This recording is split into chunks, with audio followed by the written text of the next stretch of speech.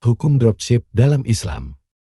Dropshipping telah menjadi model bisnis yang populer di era digital ini, memungkinkan individu untuk berjualan tanpa perlu memiliki stok barang. Namun, bagi umat Islam, muncul pertanyaan penting, apa hukum dropship dalam Islam? Untuk menjawab pertanyaan ini, secara komprehensif, kita perlu memahami terlebih dahulu akad yang mendasari transaksi dropship dan meninjaunya berdasarkan prinsip-prinsip syariah Islam. Akad dropship. Dalam dropship, terdapat dua pihak utama. 1. Dropshipper. Pihak yang memasarkan dan menjual produk kepada konsumen. 2. Supplier. Pihak yang memiliki stok barang dan bertanggung jawab atas pengiriman langsung ke konsumen atas nama dropshipper. Transaksi dropship dapat dikategorikan ke dalam beberapa akad, antara lain wakalah atau pewakilan. Dropshipper bertindak sebagai wakil dari supplier dalam memasarkan dan menjual produknya. Ijarah atau sewa. Dropshipper menyewa layanan supplier untuk pengiriman barang kepada konsumen. Mudharabah atau titipan modal. Dropshipper menitipkan modal kepada supplier untuk membeli dan mengirimkan barang kepada konsumen. Hukum dropship. Hukum dropship dalam Islam dibolehkan dengan catatan memenuhi beberapa syarat dan terhindar dari unsur-unsur yang diharamkan. Syarat-syarat dropship yang diperbolehkan. Kejelasan spesifikasi dan harga barang. Dropshipper harus memastikan kejelasan spesifikasi dan harga barang yang dijual kepada konsumen. Hal ini untuk menghindari penipuan dan ketidakjelasan dalam transaksi. Kejujuran dan transparansi.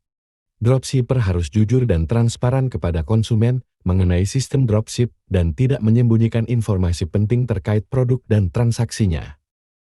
Pemenuhan kewajiban. Dropshipper wajib memenuhi kewajibannya kepada konsumen, seperti memastikan barang diterima dengan tepat waktu, sesuai spesifikasi, dan dalam kondisi baik. Komunikasi yang baik. Dropshipper harus menjaga komunikasi yang baik dengan konsumen untuk menjawab pertanyaan, menyelesaikan keluhan, dan memberikan layanan purna jual yang memuaskan. Unsur-unsur dropship yang diharamkan. 1. Ketidakpastian. Transaksi dropship tidak boleh mengandung unsur gara, di mana terdapat ketidakpastian yang signifikan terkait spesifikasi, kualitas, atau harga barang. 2. Penipuan. Dropshipper tidak boleh menipu konsumen dengan memberikan informasi yang salah atau menyesatkan tentang produk, layanan, atau sistem dropship. 3. Bunga. Transaksi dropship tidak boleh mengandung unsur riba, seperti adanya biaya tambahan yang tidak wajar atau penundaan pembayaran tanpa alasan yang jelas. 4. Penipuan dalam jual beli. Dropshipper tidak boleh melakukan praktik guys, seperti memanipulasi berat, takaran, atau kualitas barang. Tips menjalankan dropship yang syariah. Pilih supplier yang terpercaya. Pastikan supplier memiliki reputasi yang baik dan produk yang berkualitas. Pahami produk dengan baik.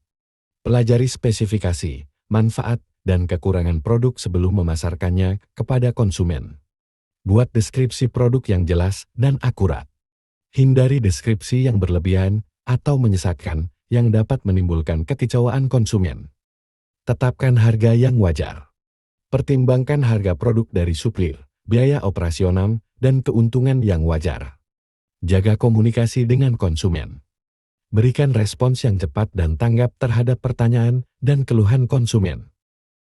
Tepati janji dan komitmen. Pastikan barang dikirimkan dengan tepat waktu dan sesuai dengan spesifikasi yang dijanjikan. Hindari praktik yang dilarang dalam Islam. Jauhi unsur gharar, tadlis, riba, dan guys dalam setiap transaksi dropship. Kesimpulan. Dropship dalam Islam diperbolehkan selama memenuhi syarat dan terhindar dari unsur-unsur yang diharamkan. Dengan menjalankan dropship secara syariah, pebisnis dapat meraih keuntungan halal dan berkah, serta berkontribusi dalam membangun ekonomi yang adil dan bermoral. Semoga tercerahkan.